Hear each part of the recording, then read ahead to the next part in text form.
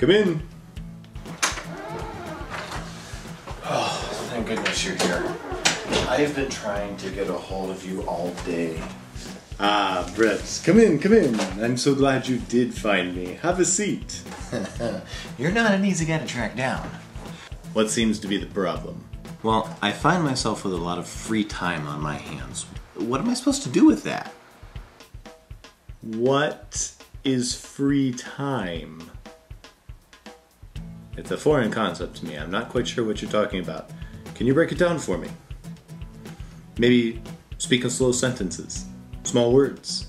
Oh, you know, it's what happens between kids, ministry, marriage, sleep, eating, watching TV, surfing the internet, sleep, eating, showering, pets, using the bathroom. Oh, yeah, I do that. Power walking, exercising, washing the dishes, watching TV. I'm pretty sure you already said that. Did I? I really said that? Did you have a question in all that rambling there? Oh yeah, I'm looking for some good books to fill that free time with. Do you have any suggestions? Of course I do. I'm Dr. Headley. I have everything. Almost. Okay, you got me. I really don't. But anyway, I do have this stack of great resources conveniently piled on my desk just in case someone ever came in and asked me. I'll start you with your first 2 years in youth ministry. Great resource from Doug Fields. In fact, he's working on an update of it. Celebration of Discipline by Richard Foster. Great for your own personal growth. Helped me out a lot. My wife's actually working her way through that one right now.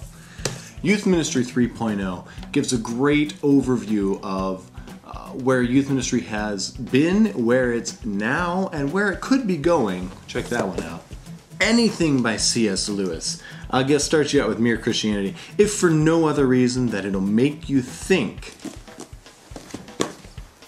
Simple Student Ministry, great reminder that we are in ministry for a purpose and that we need to stick to those purposes. I recommend Contemplative Student Ministry. I don't have my copy here in the office. I think I loaned that one out already. Relationships Unfiltered. Great book, just finished it a couple weeks ago. You might not agree with everything in it, but again, it'll make you think about what you're doing in ministry. A couple of nice little resources for you. Just in case you happen to have teenagers that are going through problems. You're going to. But the Helping Teenagers in Crisis is the handbook, the Youth Worker's Guide to Helping Teenagers in Crisis. A lot of great in-depth information for you. Also, much smaller version, a little more pocket size, a little more digestible all at once. Not as much information, but still very helpful. The Emergency Response Handbook, great one to give out to your volunteers. That's a lot of books. It sure is. I didn't even get to Dan Kimball's They Like Jesus But Not the Church. All kinds of great information about how young adults aren't against spirituality or against Jesus. The church has just screwed it up for them because we're humans and we put out a lot of negative stuff. Thanks. I think that is good enough to start with for now. Well, go on out there and spend some of that free time reading these wonderful books.